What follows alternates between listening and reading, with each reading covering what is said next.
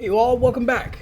Where we left off last time, we were talking about the impending crisis, slavery expanding in the westward territories, and this conversation over slavery's expansion into the western territories had pushed the United States to the brink of civil war. Today, we're going to talk about the Civil War, and in the next lesson, we're going to talk about Reconstruction, how we tried to put the country very haphazardly, in some ways, back together after the Civil War. So, if you remember leading to war, that Kansas-Nebraska Act really became this pivotal piece of legislation that really pushed us to the brink of violence. Right? It reopened the conversation of slavery in what was the Louisiana Purchase, what the Compromise of 1820 or the Missouri Compromise had said that there would be a line, that 3630 line.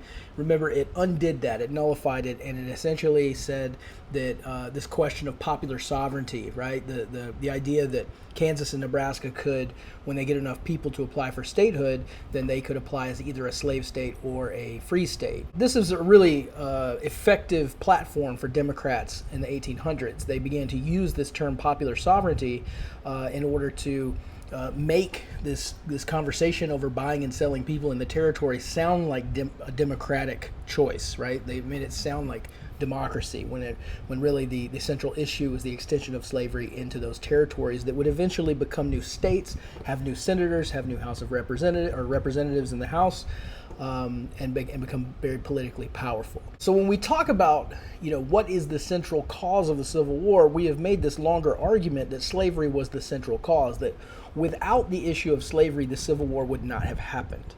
Now, we've seen that the conversation over what is the cause of the Civil War, what is the meaning of the Civil War, has in many regions and over time been framed in different ways. Industry versus agriculture, or a strong federal government versus states' rights, states' autonomy. And there are some aspects to that. All of those play into the conflict, but the central cause of the Civil War was the extension of slavery into the West. Would there be a national position eventually where that house divided in Abraham Lincoln's terms would not stand? A series of events from the Northwest Ordinance. Remember, we block off that Northwest Territory that would become the Ohio, or that was the Ohio country.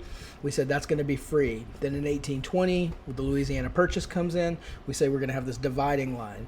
Then in the 1840s, when all of that land is ceded from Mexico, we said, this is going to be Texas is slave, California is free, we're going to have this popular sovereignty. It's all the issue of slavery and its expansion into the West, or what will eventually, which side, free or slave, will have national power, is at the very center of it. This has often been downplayed and said it really wasn't about slavery, it was about, federalism versus states' right, that old anti-federalism versus federalism conversation. And we just know that is, it's intertwined with that, but that is not the root disagreement. Now, if you remember leading to war, that Kansas-Nebraska Act, in reaction to the Kansas-Nebraska Act, this is important, right? The emergence of that Republican Party was a reaction to the reopening of this slavery conversation in what was the Louisiana Purchase, right? So when Kansas-Nebraska Act is passed and it says that Kansas and Nebraska, when they apply for statehood, is according to popular sovereignty. However many people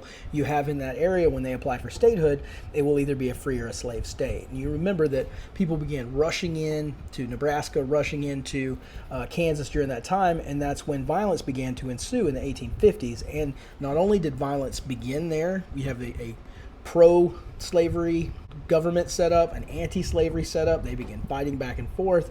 You have people like John Brown who go in there and begin killing slave owners. This is, many historians say that this is really when the Civil War began.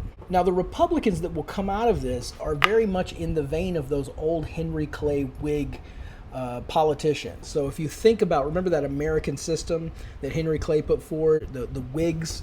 They said that they wanted protective tariffs. They wanted to funnel money into infrastructure. They wanted to create railroads that connected. Remember, this infrastructure was canals, railroads. We're coming out of the market revolution. We're really trying to create a unified nation. And it's a neo-federalism, right? This is a Whig version of what Hamilton was putting forth, 50 years prior to that. The issue of slavery split that Whig party. And so these free soilers begin to argue for the West, or the territories in the West. Those are going to be reserved for the free soil. Remember that Wilmot Proviso that said, I would preserve the West for the free toil of my own race. Remember, William Lloyd Garrison called that white manism. But that is the kind of ethos of many of the Republican thinkers in the 1800s. It's not, if they could contain slavery to the South and keep it from going into the West, they would do that. And Abraham Lincoln comes from that position. They're going to denounce radical abolitionists. The Republicans are not abolitionists. They are trying to unify the country, and they are trying to limit slavery, thinking that eventually it would die out. So this is the context of Abraham Lincoln. We saw that in those Douglas debates when he's going for that Senate seat in the 1850s, right? He's trying to push back against the Democratic Stephen Douglas, and Douglas is going to call him an abolitionist, and we're going to see the insight into Abraham Lincoln's worldview. He's going to say, I am a disciple of Henry Clay. What he's saying there is, I'm a Whig, right? I am someone who wants business. I want a unified nation. I want a free West. When poor white people go out, they're not competing with free black labor out there, right? That they're going to preserve free soil in the West. He's going to come out and say that I just want to oppose that extension of slavery into the West. I am not necessarily trying to abolish slavery. Although he was definitely not an abolitionist, thought there was a moral wrong with slavery. He did think that it was morally wrong. He thought that people should be paid for their labor, but he was not an abolitionist in any sense, especially not in a sense like someone like John Brown, who would say that there needs to be abolition now and we will use violence to do it. Now, what Lincoln did think is that the slaveholders were conspiring to make slavery national. Remember, the Compromise of 1850, people began to see Southerners come up into the North and take people and change back down in the South. They saw the South as reaching up into the North and aggressively taking people back into slavery, oftentimes illegitimately, oftentimes just based on witness, not on any kind of documentation of their previous bondage. This is exacerbated by that Dred Scott case. The Supreme Court basically came in and said this conversation over territories in the West and the Missouri Compromise and the Compromise of 1850 are all essentially moot. Supreme Court's position in Dred Scott was that black people in America could not appeal for their rights because they were not citizens and could not be. Lincoln is going to see this Dred Scott case as legalizing slavery everywhere. So it looks like instead of trying to contain it to the South and not get rid of it, it looks like slavery is increasingly becoming national in the West because of the Supreme Court, this conversation of the territories. This is really what pushed things to a head. Lincoln's eventually going to say, look, a house divided cannot stand. There has to be a national decision. Remember that in those debates when Lincoln is trying to push for a Senate seat, he's going to say, I have not then, will not be, nor have I ever been in favor of bringing the social equality or the political equality of black people in America. And we're going to see that Lincoln's position evolves over time, especially as we begin to move into the Civil War. So if we think of him as the great emancipator, right? If you go to Washington, D.C., it's the Lincoln Memorial, this is the great emancipator, the president that freed the slaves. There's truth to that, but there is an evolution that happens. He is not an abolitionist. He is not, even when he is the emancipator, is not coming into that as an abolitionist, but he begins to think of this as a political necessity. Now, Lincoln did not initially get that Senate seat that he was pushing for in the 1850s, but in 1860 he is put up for the Republican candidate for the presidency. He's not win a popular majority, but he does sweep the electoral vote. This is in large part because many of the people in the South did not even put his name on the ballot. Virginia is the only state in the South, or what would become the Confederacy, where you could vote for Lincoln. You could see where many people in the South, where they did not even have someone's name on the ballot, and then this person is able to sweep the Electoral College, largely because there's so much of an imbalance of representation. I mean, Pennsylvania and New York together has almost more electoral votes than the entire South combined. Not to mention, without Lincoln's name even on the ballot, you can see how many in the South did not feel as though they are democratically represented. Now, the outworking of this is the second that Lincoln gets elected in 1860, South Carolina secedes from the Union. By February, 6 others had followed. Slaveholders speared secession, so it's slavery, the extension of slavery into the West, this idea that Lincoln would make slavery illegal. The fear of this is central to secession. And what leads to violence is there is a federal fort right off the coast of South Carolina. Lincoln wouldn't recognize the Confederacy, and there is this extended period of time where there's a question about what will happen to Fort Sumter. Are they going to be allowed to, send supplies to the troops that are stationed there? Will South Carolina take it? And all of this comes to a head immediately in 1860 when the president of the Confederacy, Jefferson Davis, orders for it to be taken. Shots are fired, and the Civil War begins. Now, it's important to realize that many slave-owning states, especially in the upper South, what we call the border states, did not secede from the Union. 5 states, Delaware, Maryland, West Virginia, Kentucky, Missouri, that continue to practice slavery but do not pull out of the Union. They are not a part of the Confederacy. This is where we can really clearly see this brother against brother that's often referred to when we talk about the Civil War. This is also important because these border states create a political tightrope that Lincoln ends up having to walk. He has to, as slavery begins to become even more integral to the practical outworkings of the war, which we'll see, he has to not alienate, in his mind at least, he has to not alienate places like Missouri or Kentucky where they might pull away from the Union and add even more opposition. So this becomes a very difficult political battle that he's waging as he's trying to navigate both sides of this. Many people thought that the war would not last long. It's kind of interesting if we think about the odds. It looks as though the North was just stacked. Population, access to industry, transportation. There's really, it seems extremely imbalanced, but there were some incredible generals in the South. The South believed they had God on their side. They were not going to give with the issue of slavery. But Jefferson Davis, the president of the Confederacy, thought the South could win by not losing. He could just stave off invasion. If he could just outlast the North, that eventually the South could win. And while that is not the case, it was the case that mode of operation did make the war last many years longer than many thought it would. Another thing that Jefferson Davis had working against him is this idea of state sovereignty. Remember, if you go back to the Confederacy, the idea of confederation, remember the Articles of Confederation which preceded the Constitution. This is the idea that the states give the power to any overarching federal authority, right? That they are essentially autonomous. In many ways, Jefferson Davis, Alexander Stephens, these leaders of the Confederacy are faced with some of the same issues that the government was facing in the post-revolutionary period under the Articles of Confederation. They had a hard time making people pay for things, enforcing taxation, to raise military endeavors, to coerce states essentially into doing it. They were kind of dependent on state autonomy.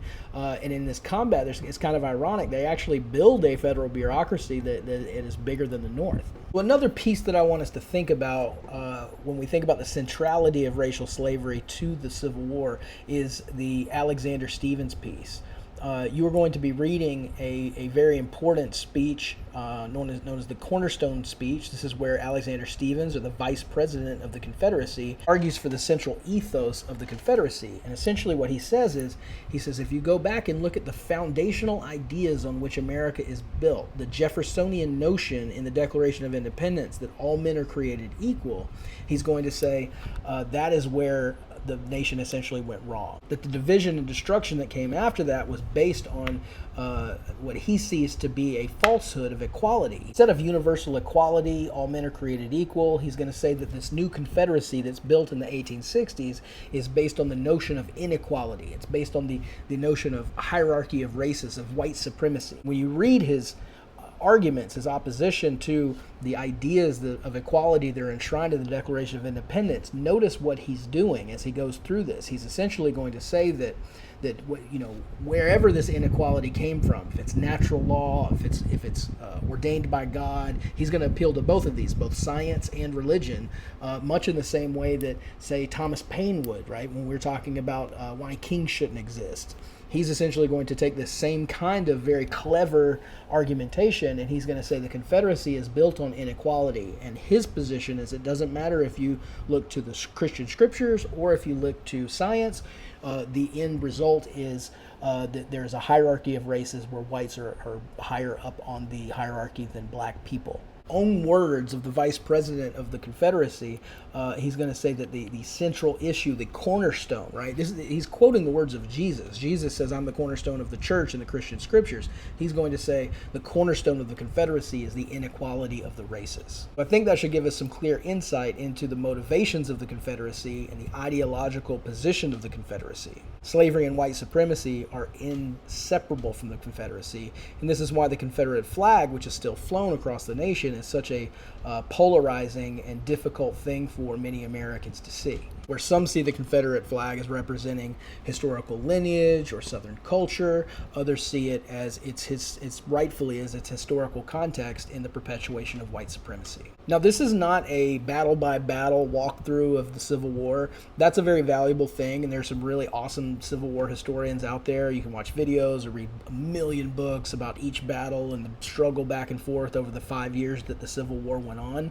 But because this is such a quick run-through, I want us to pull out some major themes. One of the things that I really want us to think about is how the Republican Party, the party of Lincoln, even Lincoln himself, began to their thinking about the role of black people in America begins to evolve in the Civil War. Some of that is because of pragmatic and political expedience, and eventually we're going to go from slavery to citizens in a very short period of time.